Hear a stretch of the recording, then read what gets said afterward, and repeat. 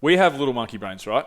That, like bright things and shiny objects and loud noises and stuff that's, So obviously the iPhone's the best example of it. The iPhone is built by the smartest people in the world to capture our attention and hold it for as long as humanly possible, and they're fucking good at it. Yeah. The red notification emoji is red because that fires us up the most. If it was green, we'd be like, you know what, I'll check that later. But it fires us up. So when we're talking about the fact that we need to educate people, we need to have healthy brands coming in and so forth, and we need to do all the right things so there's a good balance in the, work, life, gaming, whatever, that somebody has. But how do you combat the fact that so the people that are building Fortnite and League of Legends and whatever all these gaming platforms and games are, games and game platforms, how do you combat the fact that what they're doing is the same? They have the smartest people in the world. They've got everyone in these corporations is, earning $150,000, $200,000 a year. They're the people that are extremely good at manipulating our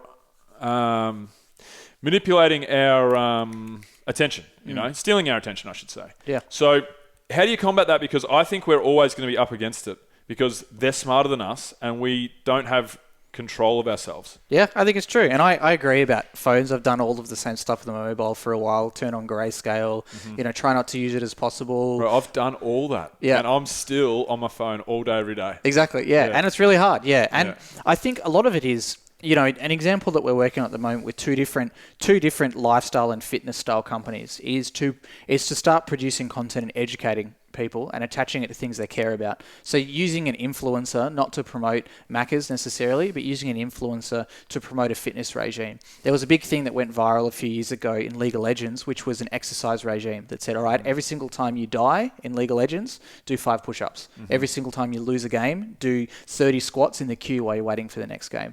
There's other games that tell you to go outside over a certain period of time. And a lot of it is about that education aspect, because if you don't know, you don't know. The same way that socioeconomically, like what I learned in social work, is that if you're in a lower socioeconomic area, you're more likely to be unhealthy and to eat unhealthy food simply because you don't have the education of how to do anything else.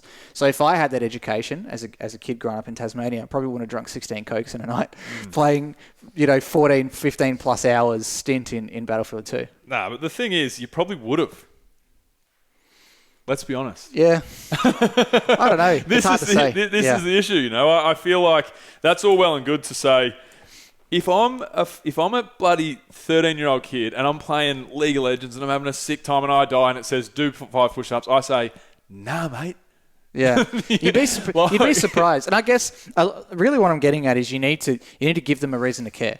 The same way that, so talked about this in the podcast this morning, preconceived idea is that gamers don't like to leave their bedrooms. They don't like to go anywhere. And the cliche, like in South Park, is their basement dwellers live in their grandma's basement. They eat Doritos. They drink Mountain Dew. Exactly. That's all they ever do. They don't go outside. However, you look at all the influencer meetups. FaZe Clan did a meetup at New York City, a pop-up store, a pop-up activation at a sports store, 14 city blocks. That's the line to go and see them. It got shut down by the cops because there were too many people there. The next day, just one of them in FaZe Clan went to a meetup in California. 4,000 kids turn up in 100-degree weather. They did another one. They did a FaZe Clan Kappa collab release a couple of weeks ago. They got another 6,000 people to turn up.